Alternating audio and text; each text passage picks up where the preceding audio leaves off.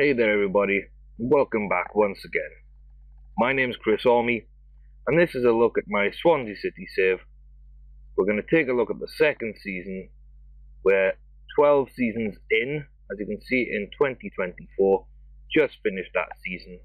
We are the biggest club in the world currently, so this is a look, a little retrospective to see how we got to the top, what moves we made on the way, the transfers, the titles, and all the rest of it. So I hope you enjoy. We're going to start by taking a look at the friendlies. We had a good season last season, so in season 2 we were looking to capitalise early. We beat the Israeli team Petach Tikva 7-0 away from home. Huge result. Chikorita Juniors, Mexico, 4-1 winners there. We came back home a little bit more local. The Rodney Parade, Newport County, 3-0 winners there. Olympiacos came to the Liberty Stadium, got beat 3-1. And then we headed off to Coventry and we got a 3-1 win there. So a really solid pre-season friendlies campaign here. Big win with a 7-0 and then multiple goals throughout. That gives me a lot of confidence. Coventry, we should be scoring about 3 goals against them.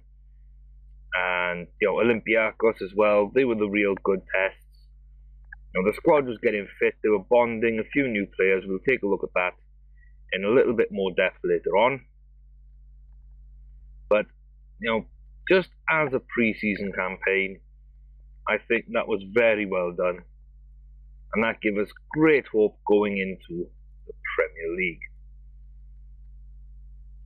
And as you can see, it did help us. Some big results early on.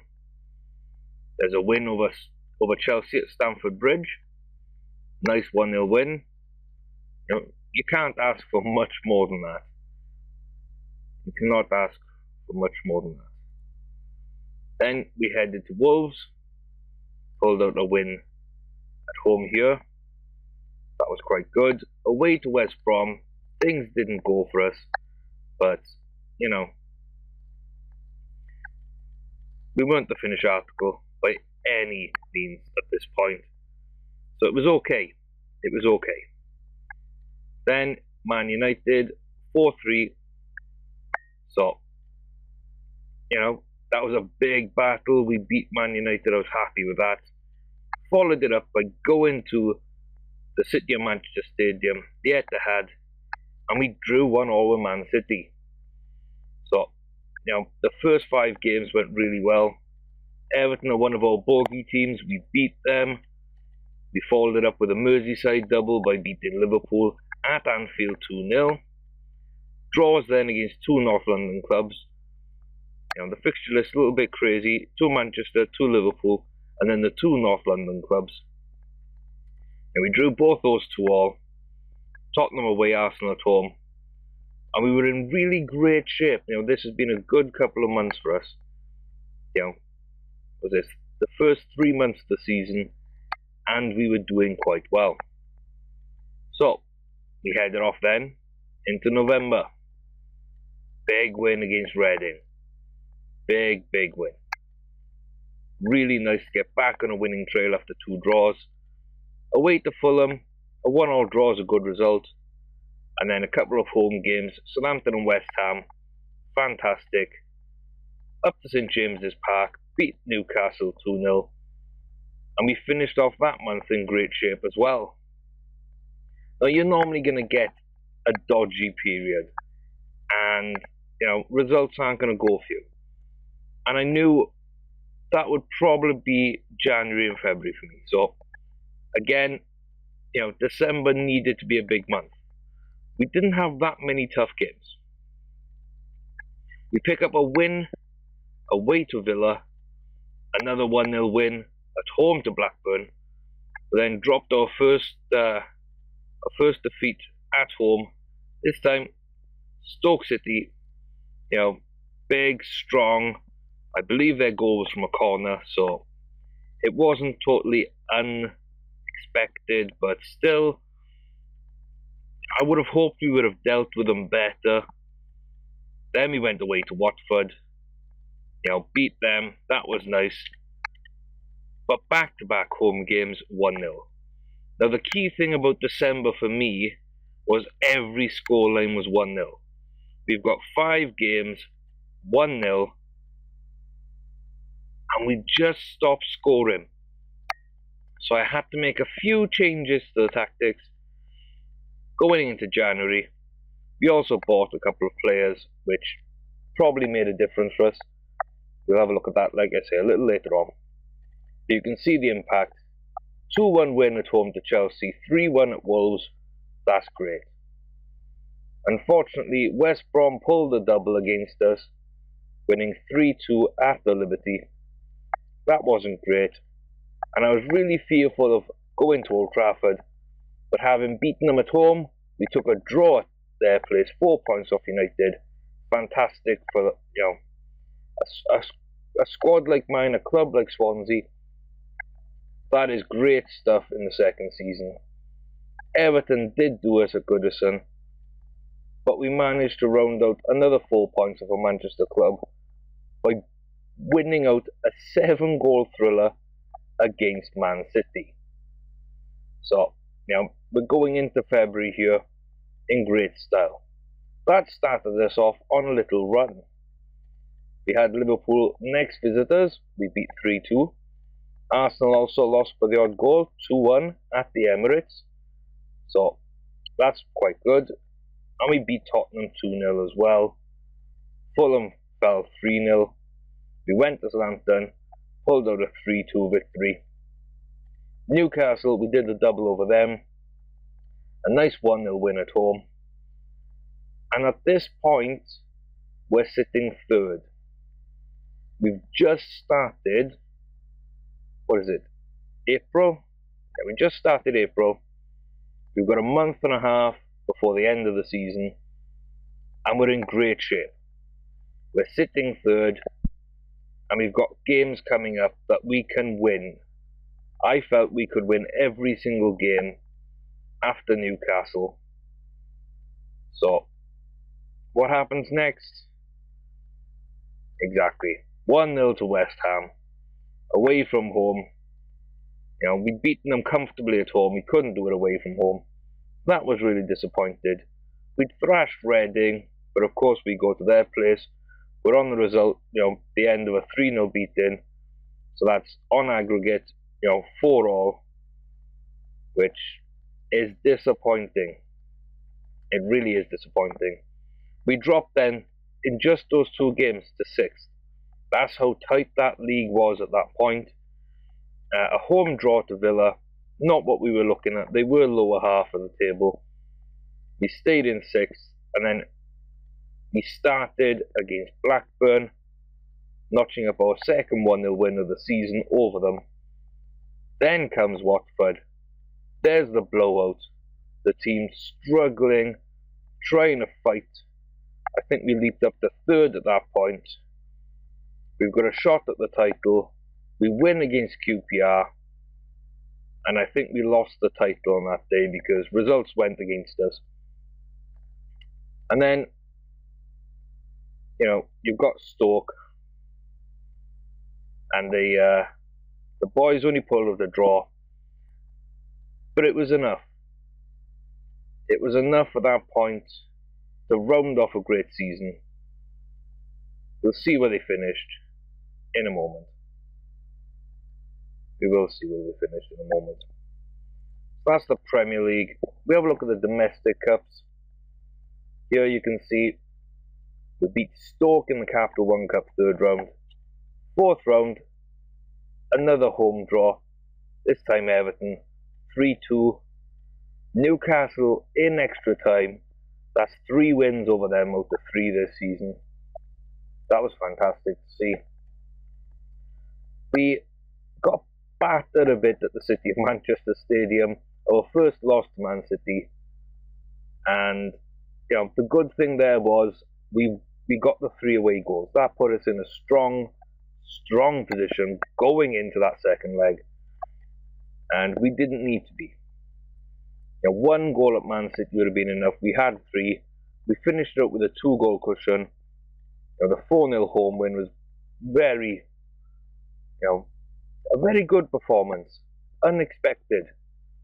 So, to perform against a huge club like Man City with the wealth of talent they've got, that was exceptionally pleasing.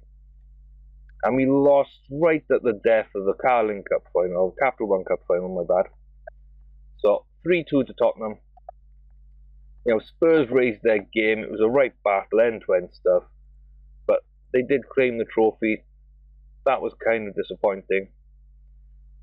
In the FA Cup, third round, Carlisle 2-0. A 3-2 against Huddersfield in the fourth round. We managed to hold Arsenal to a replay in the FA Cup fifth round, getting a credible 2-all draw, and then losing by an odd goal at the Emirates. It's what happened this season in real life, except it was 0-0 and then 1-0 to Arsenal. But we had 2-all and then 3-2.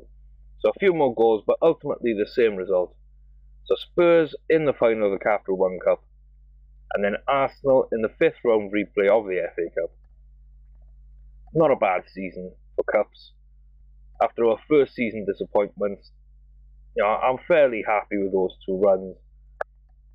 And then, of course, the Europa League. So in the playoff, we beat Dinamo Moscow. At home, we drew against them away. Then comes the group stages. Big win against Genoa. We drew against Spartak Moscow out in Russia. Pretty pleased with those. Schalke beaten home and away.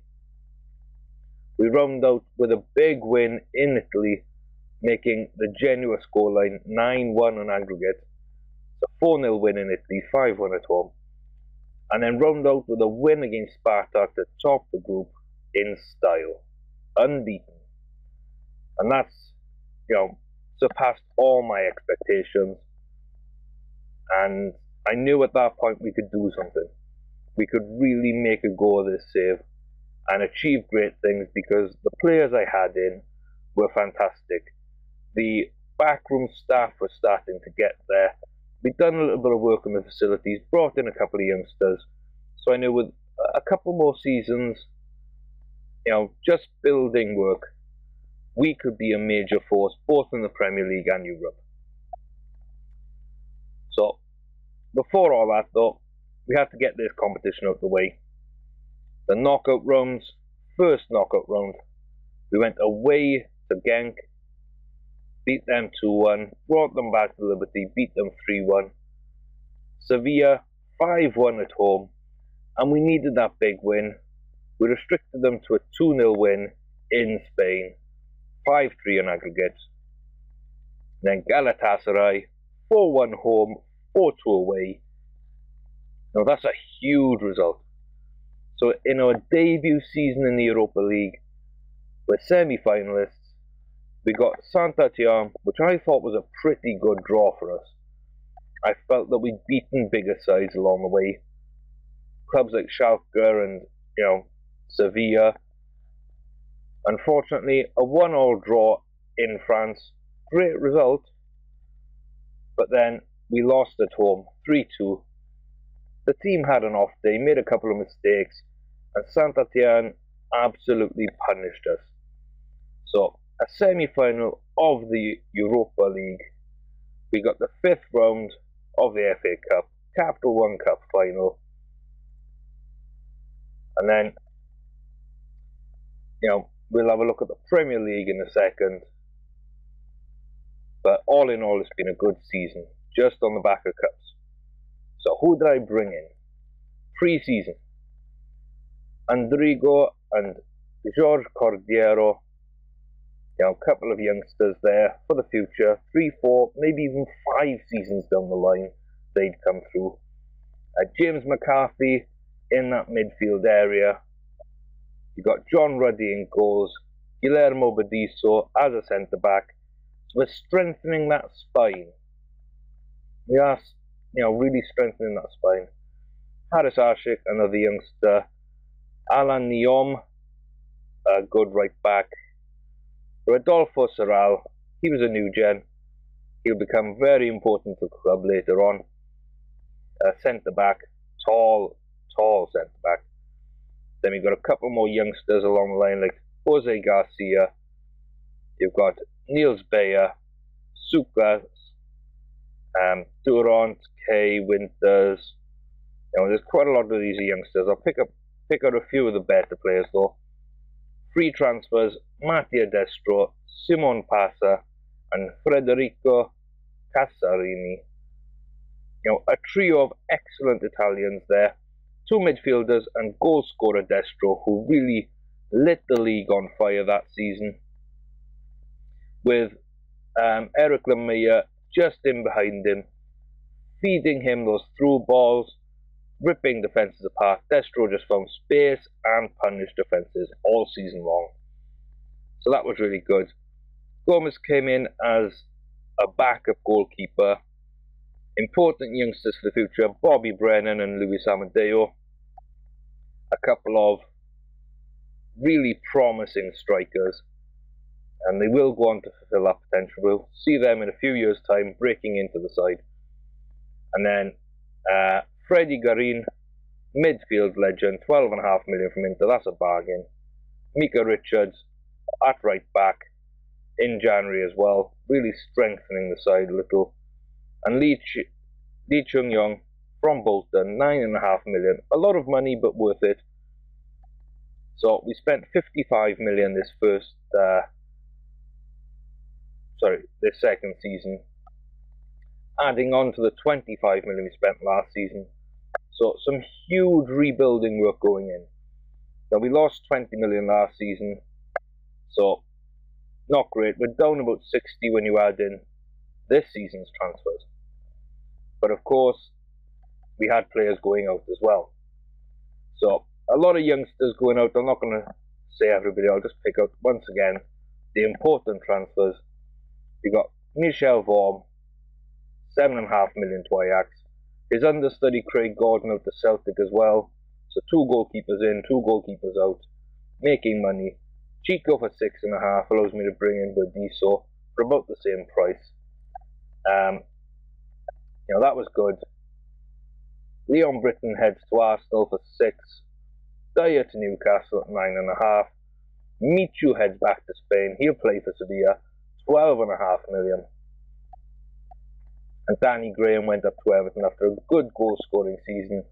But of course we'd replaced him on a free with Destro, so that wasn't a bad deal at all.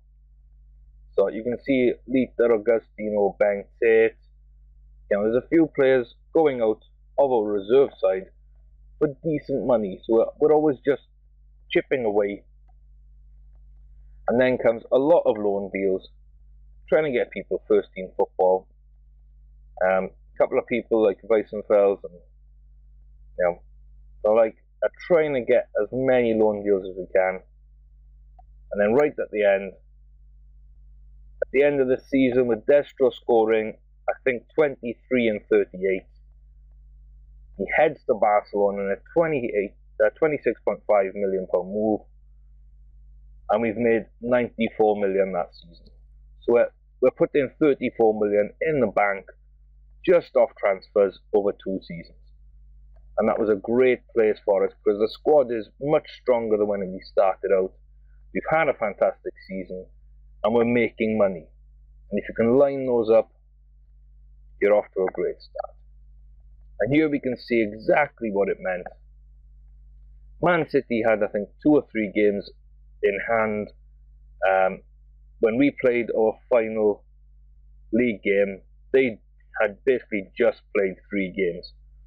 So with 1 game remaining for us, they had 3. They made it count. They finished 8 points clear. Fantastic season for them, but I'm really impressed with what we did. We didn't concede that many goals, a little over 1 a game. We scored almost 2 a game, actually more than 2 a game. 24 wins, 7 draws, 7 losses. Fantastic achievement to finish second, some way off the leaders, but that gave us a great idea of what we need to do to improve and go forward for the rest of the year. rest of the league season, to be fair, and try and make sure that we can step up in the Premier League over the coming years and make a real run at that title. So there you have it, guys. The second season of our Swansea City adventures, and it's a second place in the Premier League, a Capital One Cup final, a decent run out in the FA Cup, and we got through to the semi-finals of the Europa League in our first European campaign. Some big transfers, 30 million in the bank over the course of the 2 seasons, just off transfers. We made money elsewhere, television, prize money and the rest of it. So the finance is in a really healthy shape at this point, and we can start throwing money at our training facilities, youth facilities, and planning long term now. So I hope you've enjoyed this look back at how I made Swansea City into one of the world's biggest clubs. I hope you come back again and see season 3 to 12, and if you haven't already, please go and watch season 1. I'd appreciate likes, comments, and anything else, just letting me know that you want to see more of this series, or if there's any bits you want to see that I haven't shown you, then please go ahead, just leave it in the comments, send me a tweet, or anything of that nature, and I'll try and put it in for you. Thanks once again, guys. Take care.